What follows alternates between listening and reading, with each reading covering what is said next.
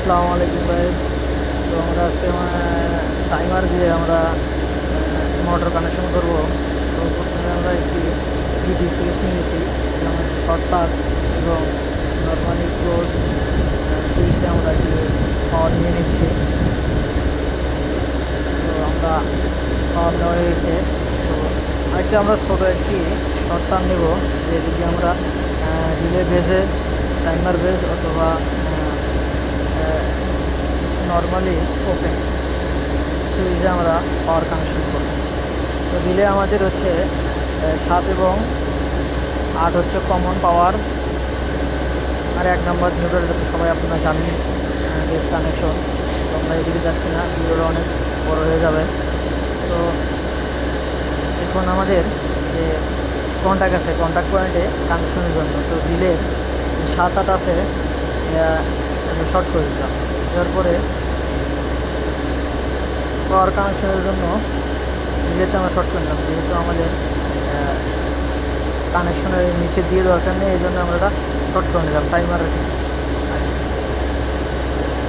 এখন আমরা রিলে যে আউটপুট আছে 5 নম্বর থেকে আমরা ম্যাগনেটিক কন্ট্যাক্টের কয়েল টার্মিনালে একটি কানেকশন করে নেব। কানেকশন হয়ে গেছে টার্মিনালে। তো আপনারা সুন্দরভাবে দেখবেন, তাহলে ভিডিও বুঝতে পারবেন, স্কিপ করলে কিন্তু বুঝতে পারবেন না।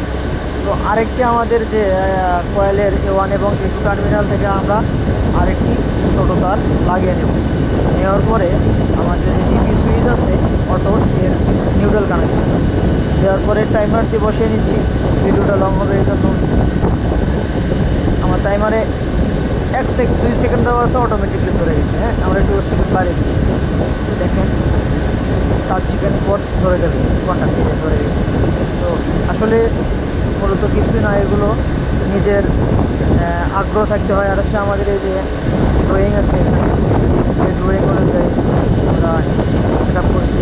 যে কোনো মোটর কন্ট্রোলিংয়ে আপনারা এসব ইউজ করতে পারবেন, যেগুলো বড় মোটর আছে, এবং আপনি বাসা বাড়িতেও 1 হর্স 2 হর্স এগুলো মোটর আপনারা কানেকশন করতে পারবেন। এভাবে কানেকশন করতে হয় যেগুলো কি সেফটি আছে, সেফটি থাকে আর কি। আমাদের একটা মোটর কয় মিনিটে রান করব, এটা হবে আর কি। ঠিক আছে বন্ধু, ভালো থাকবেন, সুস্থ থাকবেন, আল্লাহ হাফিজ।